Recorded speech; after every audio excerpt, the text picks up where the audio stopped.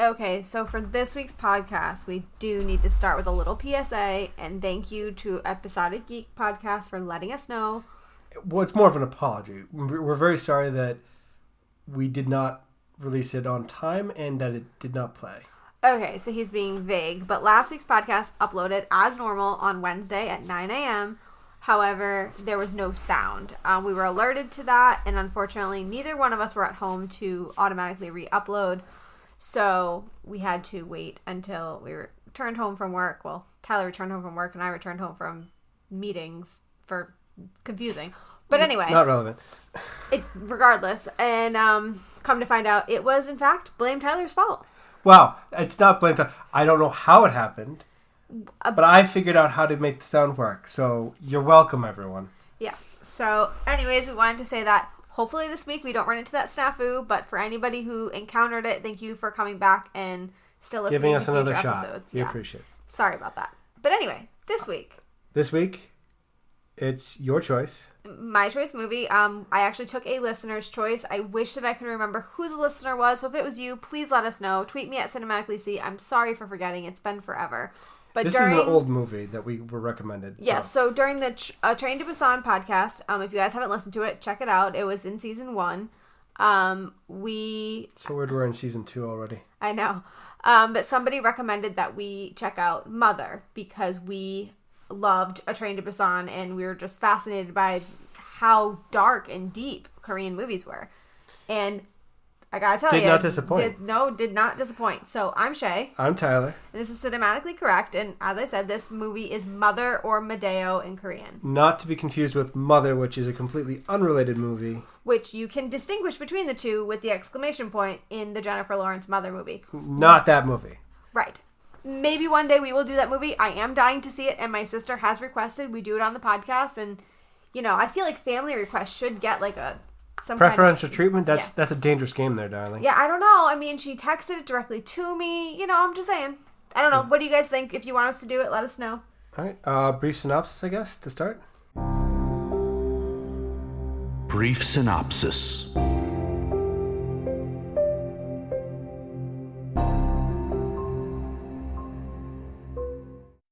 Sure. Go ahead. Right into the brief synopsis. Brief synopsis. It's a movie about a mentally handicapped boy that lives with his widowed mother.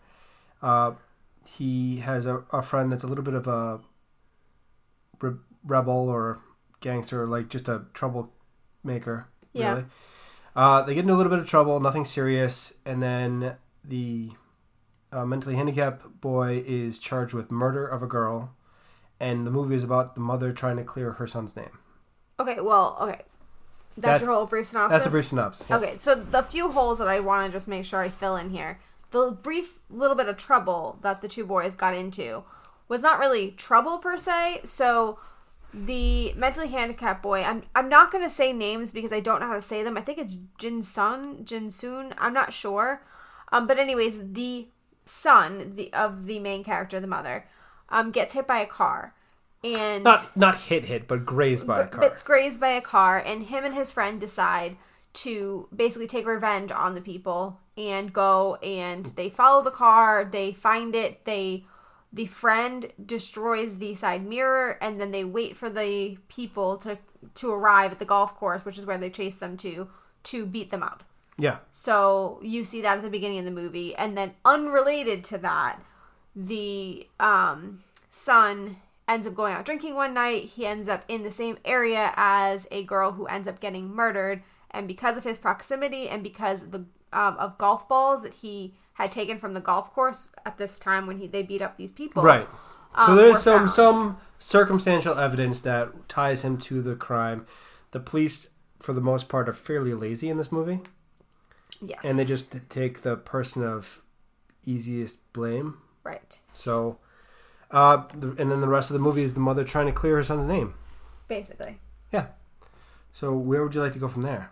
Okay, well, I mean, first of all, I want to start with the introducing scene, or the first scene we see where the woman is dancing in a field for no reason.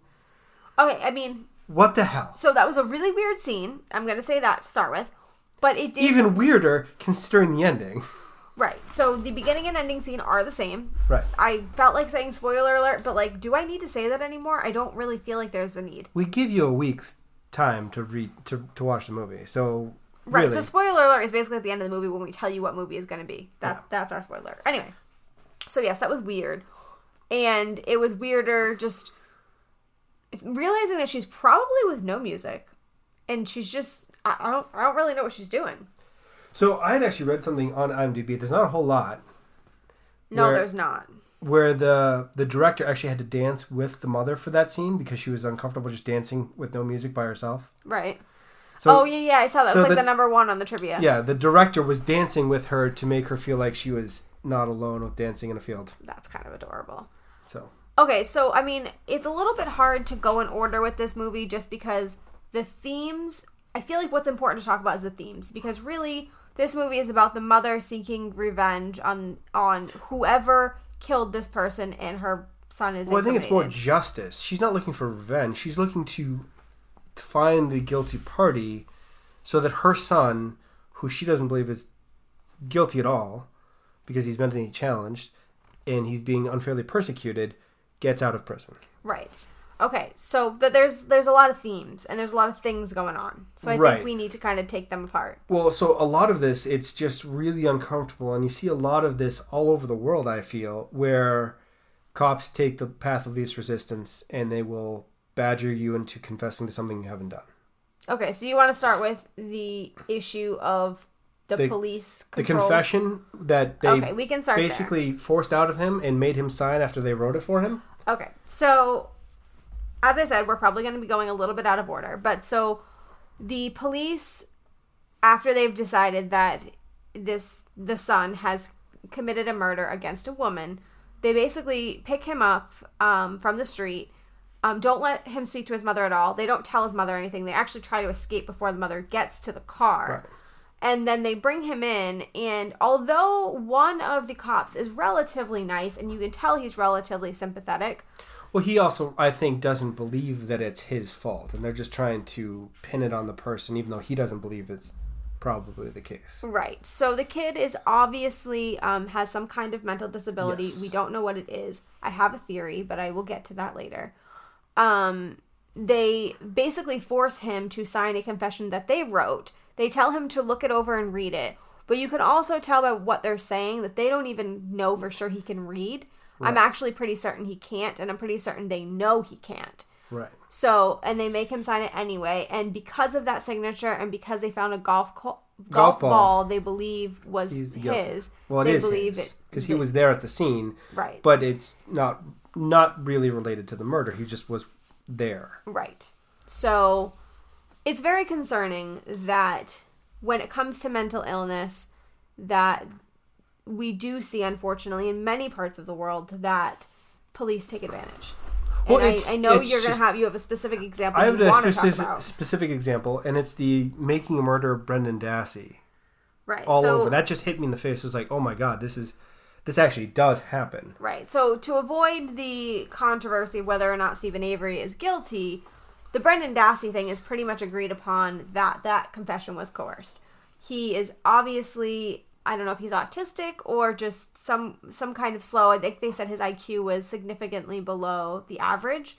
I don't know exactly what his mental illness is, but he has something for sure. Right. And then it's one of those things where you'd be hard. The police are trained to do that against people that are fully aware of what they're trying to avoid, and they get confessions from people. Right. When you have your person who's confessing asking if they're going to make it home for dinner, you should know that they don't quite grasp what's going on. And in that case, it was so disheartening to watch, just seeing him just be like guessing, like, oh, I did it here.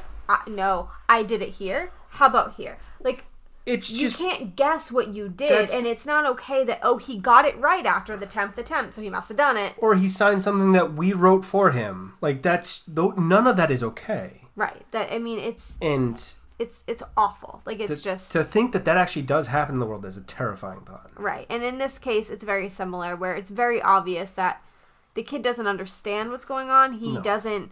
He doesn't get the gravity of the situation. He doesn't understand things. He's just... he's a very simple-minded person. Like, Right. that's who the character is. It's not anything Right. other than just... And it was pretty shocking to me that, I mean, I don't know, obviously, how the prison system works in Korea, but I mean, in America, it's innocent until proven guilty. So while he may have actually, in fact, been convicted in America, because we do the same thing where we take advantage of mentally challenged, he would have at the very least had a trial, and it would have been, you know, there would have had to be evidence and things like that, where with this, it seemed like, oh, we found a golf ball, case closed, we're done. And I think he actually said case closed. So Right. it was like, whoa, hello, like we don't do anything. Well, I think it was that and the anything. confession, even though the confession was But garbage. even that, in at least in America, even with a confession, they have to bring it in front of a judge. They have to bring it in front of a Usually judge. there's You're appointed a lawyer if you can't afford one. So the mother is very poor. Right. For the majority of this movie. I don't know where half the money comes from. That's a separate issue. Right. But she's very poor, and she's hired a lawyer because that's all she can do. Right. And a lawyer that obviously takes advantage of her. Right. So the most expensive lawyer that she can afford. Well, she said it was the most expensive lawyer in the country. She's the type of mother for this whole movie that is way too overprotective and is going to do whatever it takes. Right. Like, so are we going to talk about the mother-son relationship? Yeah, it's really inappropriately close. Okay, now I don't know if you saw any of the articles I sent you. I did not. Okay, no. So there is a Freudian analysis of their relationship and just how it's kind of reverse Oedipal, where she's got this kind of obsession with him, and her obsession with him is what kind of causes most of the problems in the movie. And one of his examples was, at one point you learn through the son, actually, that she attempted to murder him when he was 5, because she felt like there was no way out and she needed to. Well, I think that's partly the fact that the father clearly died at some point. I'm thinking probably before that, and then they were just left penniless, and she didn't know what else to do. Well, that could be. But what they say is that what the Freudian thing was saying is that she felt like so out of control of her own obsession that the only thing she knew how to do was to create like a Romeo and Juliet type thing. I mean, that's possible. I think that was just a life is hard, I've given up kind of thing. Right. Now, I don't know about if the husband died or what the case may be, because if you remember, when she talks about getting pregnant, she talks about how she took some kind of Chinese medicine and she got pregnant, but she never mentions a man, which is very weird. I take it to mean that she just had a man at one point, whether husband, boyfriend, whatever. I don't know. It was a weird thing. But for me, the mother-son relationship reminded me way too much of Psycho. Now, I know that's like obviously Americanizing, inverted. But, well, yes and no. So in Psycho, the son is mentally challenged in some ways, in a very different way, high functioning, but obviously autistic or something like that. Obviously. Insane. He's something. And his mother's like kind of teachings and beliefs and all that run through him to the point where he does all these crazy things. And I think that a lot of this movie is like the juxtaposition between the kid like acting on his own as well as the kid acting based on like what his mother would have wanted. And there's some weird stuff going on there. Now, I have a question. Do you think that it is her fault that he's mentally challenged? So there is a theory out there. Now, I don't know if I believe this or not, that the mentally challenged aspect of him came from him drinking the rat poison. I would very much buy into that because a lot of rat poisons are neurotoxins in terms of affecting the brains. Well, then, okay, if you believe that, then knowing the ending of the movie, spoiler alert, he does in fact kill this girl. We do find that out. How dare you ruin the movie? Now, I will say that it is questionable if you follow my logic, but we'll get there. But anyways, following that logic of it's her fault that he's mentally challenged, is it her fault that he did this? In that case, yes. Okay, so if you believe that he killed the girl, the story goes that... Which he did. Spoiler. the story goes that a witness saw him the girl had thrown a rock at him because he was chasing her and because he wanted to sleep with her. And she had a hard life herself, and she was dealing with her own baggage, and she just had enough, and she snapped, and she... Right. So she threw a rock that I'm going to say is far too large for her to have thrown. I don't even know where that... I'm just saying. But anyways, she did. I couldn't have thrown that rock that far. No. And he picked it up and threw it back just as far. Hard enough that he was able to knock her over the head, which I'm just going to say this was not a small rock. So a normal-sized man could probably have lobbed it enough to maybe hit the girl's ankle, is what I'm going to say. But fine. I mean, he was on a higher piece of ground, so it had traveled a little bit farther, but I still don't think it would have whacked her in the head like that, to that effect. But anyways, it whacked her in the head and killed her. Right. So, obviously when it happened, he had no idea she died. He didn't really have any understanding of any of the consequences of anything he did for this entire movie. No, but it was very clear. He had no idea she was dead. He kept saying, hello, why aren't you talking to me? Hello. And then he decided that he tried to call somebody on his phone, but it wasn't working, obviously. Right. I don't know if he had bad service or if it was dead. Well, I think it was a bad part of the town where it's like in the middle of nowhere. Right. But then he dragged her body up the stairs. To the roof. Right. And later on, he makes a comment where he says, I wonder if the person who did this put her up on the roof because she was bleeding and she needed help, and that's where somebody would find her quickly. So you know that's why he did right. it. It's gut-wrenching because you're like, oh my God, he, to this day, may not even know she died because of him. Right. So this movie is a better dissection of what is right or wrong and where there are gray areas, because clearly if you kill someone, that's a bad thing. You should be punished for that. But should you really be punished if you don't have the cognitive or intellectual wherewithal to understand what you have done? Well, our court system would say no. Most places would say... You need to have the understanding of what you did was wrong. Most places you would say yes. That's... Obviously, there are extenuating circumstances here. He's a mentally challenged person. Significantly mentally challenged. Like, he's borderline conscious for the majority of this movie. And I can't fathom finding a person with that limited capacity of guilty of murder. I mean, if you want to send him to prison or some kind of mental institution, sure, but he does not grasp what he has done. Right. And this movie does a very good job of making you feel guilty about what decisions you would have to make in those certain, like you putting yourself in those shoes and going, I don't know what to believe anymore. Right.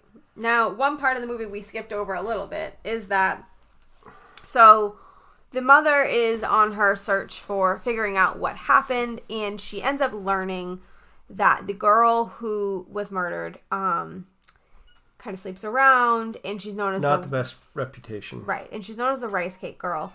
The reason I mention that is because she accepts rice as payment for sexual favors. Right.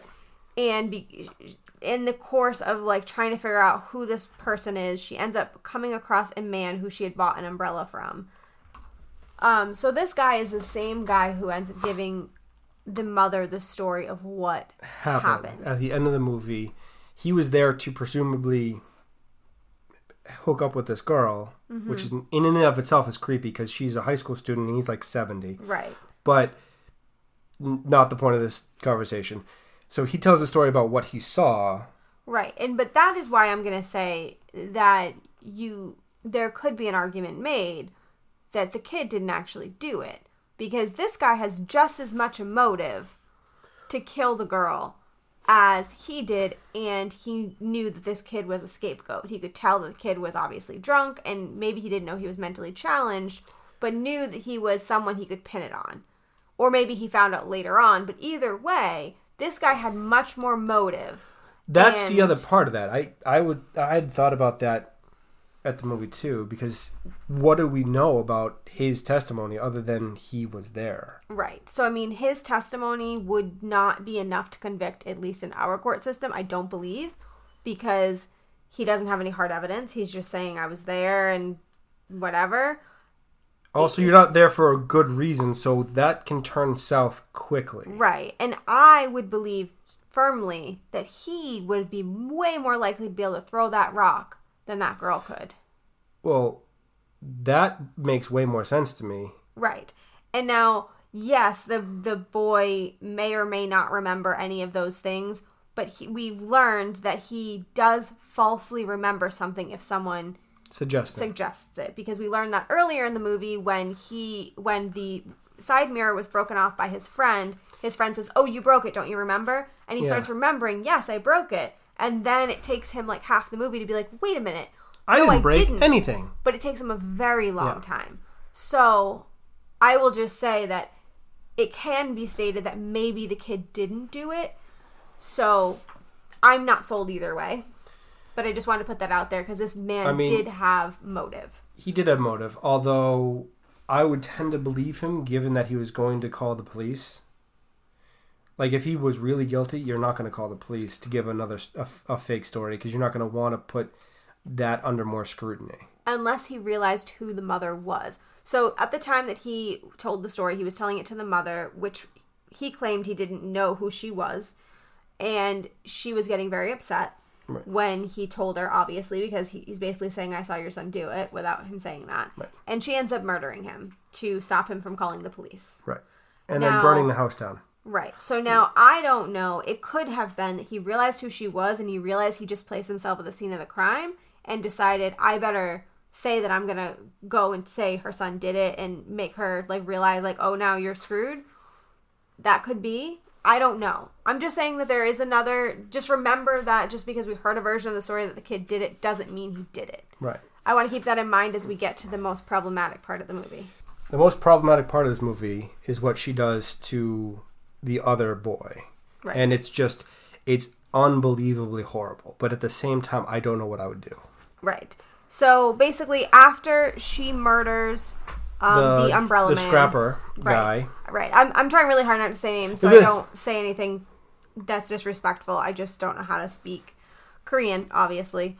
But anyways, after that happens, the cop that was very kind earlier in the movie comes to her and says, well, we believe at first when we see him walking in the door that he's coming to arrest her for murdering this man. But he comes in to actually tell her that they found the murderer. You found the murderer. Right. And she keeps quiet.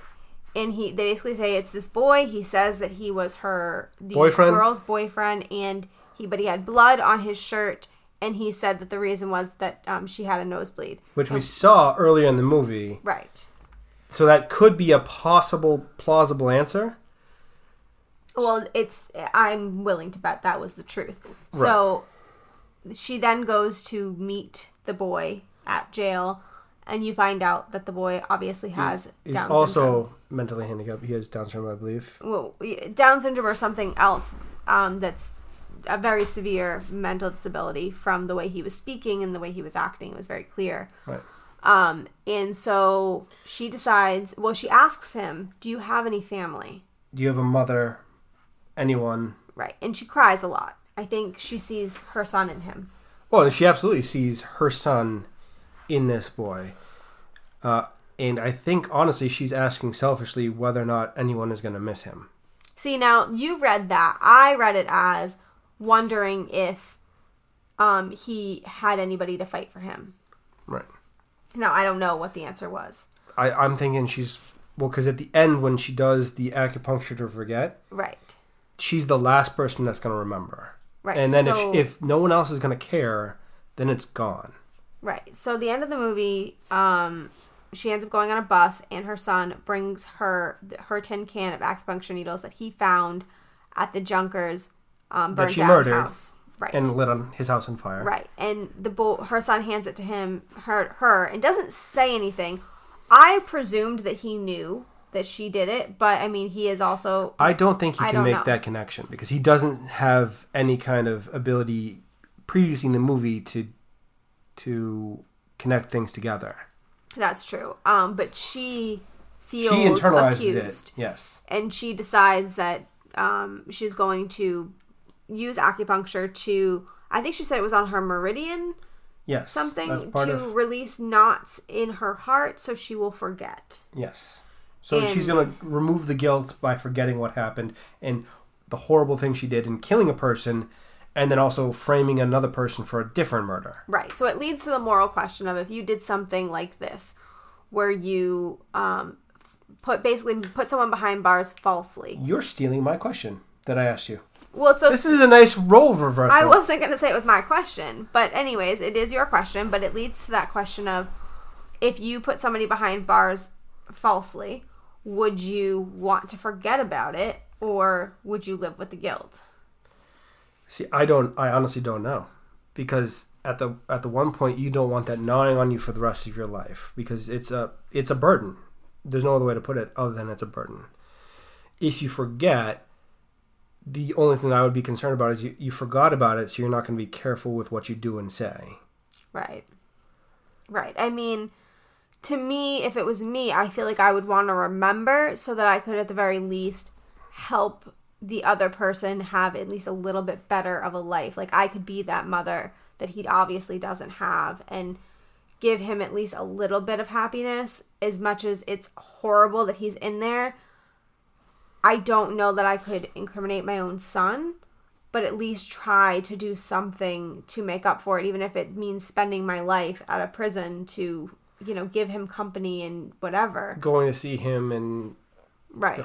I I don't know. There's no good answer, because I don't think I could throw my child under the bus like that and say, well, he did actually do it, even though he shouldn't be punished like a normal person because he's mentally handicapped. Right.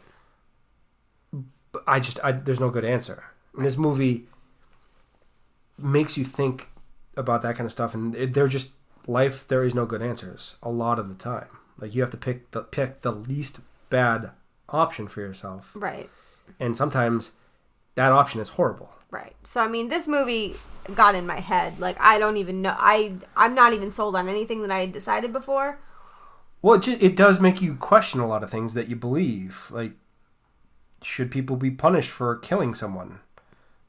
And in some cases, no. Should you tell the truth, even if it leads to someone you care about having to own up to the consequences of what they did? There's no good answer. I don't know. I really don't know. It's some movies just make you think, and it's hard. It's insanely hard. Right. So I'd be actually interested to know what you guys think about this movie if you haven't seen it, which based on the fact that 0 people answered our audience ask, even though I pushed and pushed to get you guys to answer. Audience asks.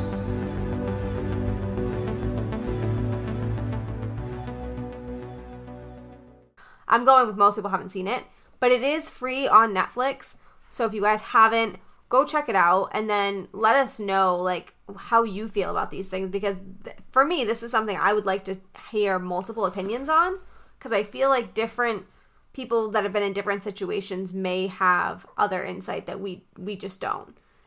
I would be very interested to find out other people's perspective, honestly, because... And I would like to know a little bit more about how the Korean judicial system works, because I'm just very curious as to how things happen so quick over there. It's one of those things where I think it's partly that they don't have as many cases, because there's an endemic violence and crime problem in the United States that is not prevalent in other parts of the country. Well, true. Other parts of the world. Comparatively to this country. Right. No, I get that, but it just seemed strange. But anyways, before we move on to reviews, you need to do your history minute. I do need to do a history minute. Tyler's History Minute. So, my history minute, she does a couple things. In the movie, she puts her hand in her jacket, like Napoleon. Mm-hmm. And he's always famous for that pose, with hand in jacket. Don't know why he did that, but I found that interesting.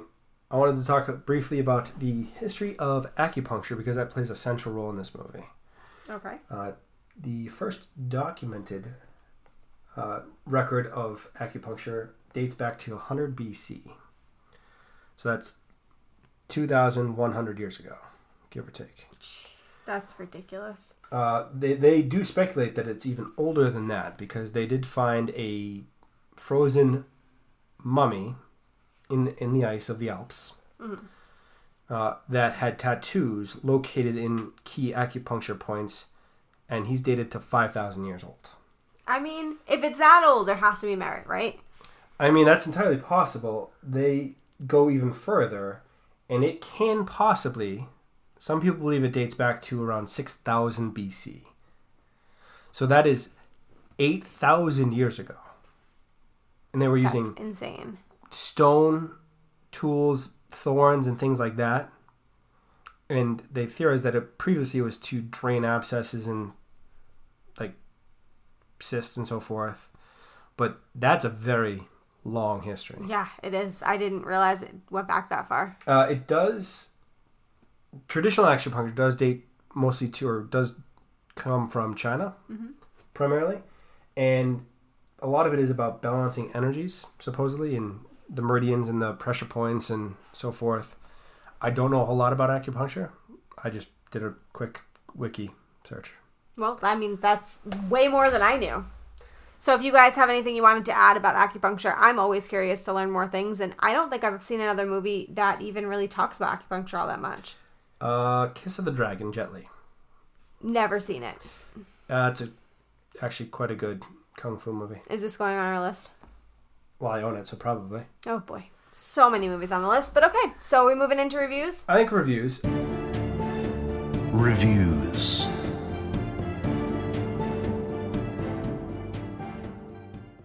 Before we get to reviews, Rotten Tomatoes has it at maybe the highest movie we've reviewed. Yeah, it was 98. 95 when I looked. Oh, 96. I'm sorry.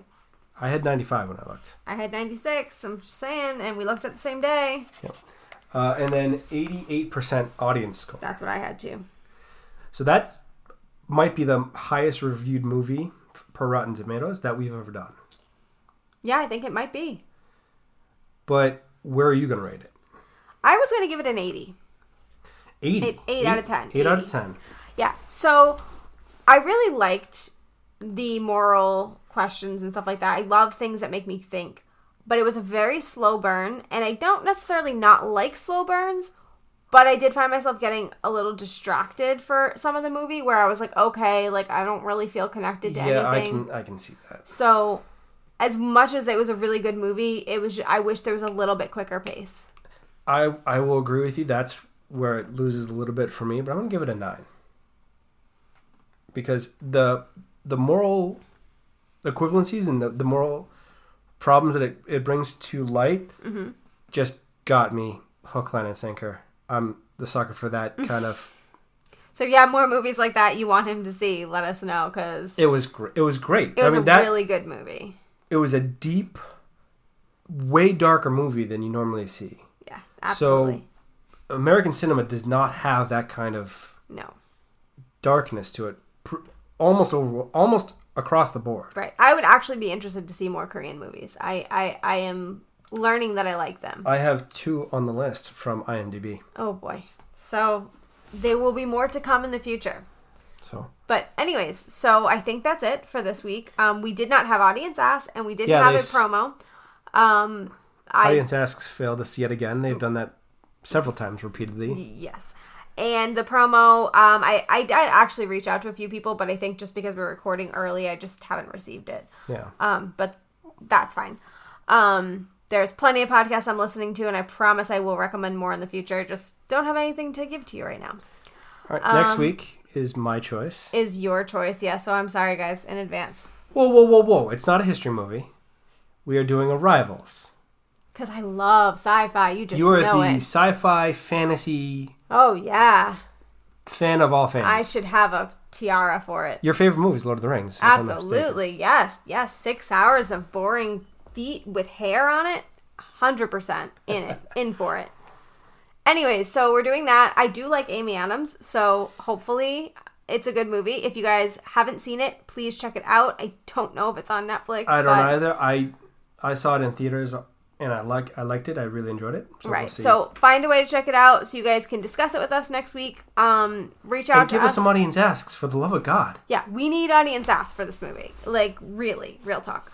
So anyways, if you guys want to weigh in on this moral questions that we've got going on here, or you want to talk about next week's movie, reach out to us at cinematicallycorrect@gmail.com.